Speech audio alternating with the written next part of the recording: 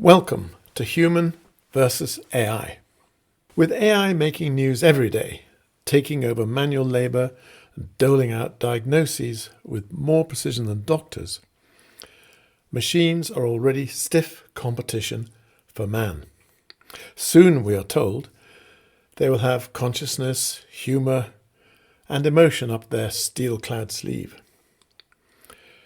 Written by me, Michael Parker, a fallible human without AI augmentation, but with the help of a robotics engineering student, Delilah Haig, Human versus AI explores in essay form the human traits we thought were ours alone.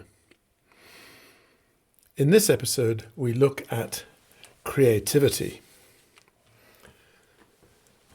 In his book, The Creativity Code, How AI is Learning to Write, Paint and Think, Marcus du Sautoy examines three types of creativity. The first is exploratory creativity, which is taking the rules of the game and pushing them to extreme. This is perfect for artificial intelligence that can explore, almost instantly, thousands more options than a human could even contemplate. 1,000 more chances that something creative will result. His second type is combinational, the creativity that stems from two sometimes opposing ideas coming together. This plays to the AI power in pattern recognition. This is used, for example, by Netflix in identifying from different streams of customer interest new movie genre for development. His third, transformational, is the rarest.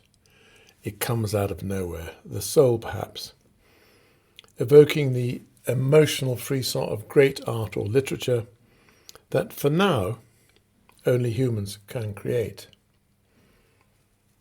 Today, AI is influencing creativity in every sphere, perhaps most obviously in photography.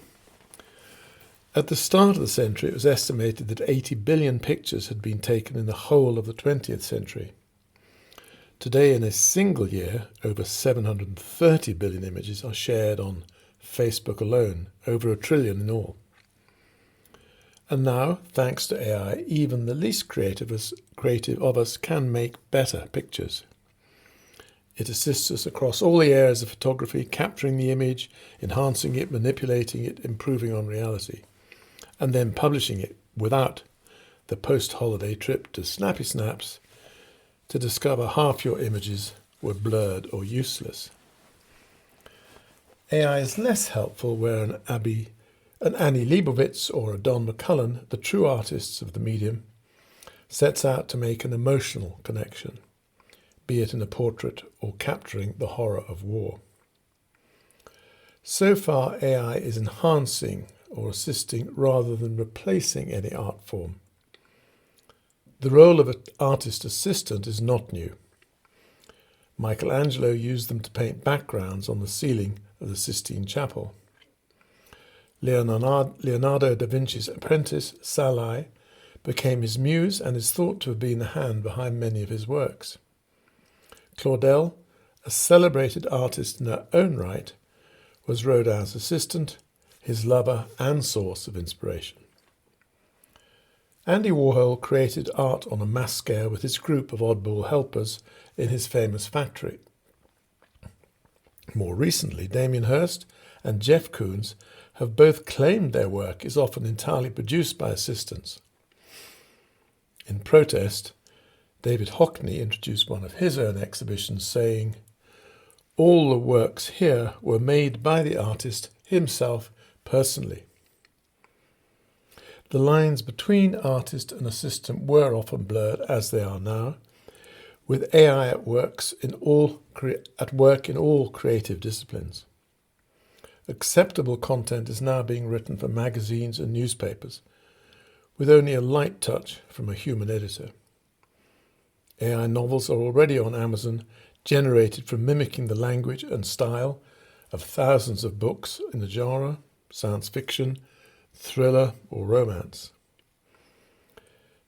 In the world of music, AI is supplementing human creativity by composing and making music to order in a matter of seconds. A cunningly named company, Authentic Artists, has a group of AI-powered artists ready to deliver new musical experiences. None of these yet quite challenging Lady Gaga or a Jay-Z. When painting by numbers was introduced in 1950, it was the forerunner of the technical artist assistant. Now, an AI, using an infinity of numbers, has painted the next Rembrandt. Software analysed all 346 of his paintings to develop a work of nearly 150 million pixels. The program manufactured the entire painting, and the next Rembrandt was exhibited all over the world. Aida, the world's first ultra-realistic robot artist, was interviewed in The Guardian. She had painted the world's first self-portrait with no self. It's now on display at London's Design Museum. She said, "I've always been fascinated by self-portraits to self-question what exactly you're looking at." Was Aida looking forward to residency in St Ives, where she would create sculptural work inspired by Barbara Hepworth? She replied, "I welcome the chance to create art. One of the most important aspects of the project is discussion. Art begins as a conversation." Her creator, the genuine artist here, Aidan Mellor, said, "Some people think this is the worst thing ever. And some are really excited."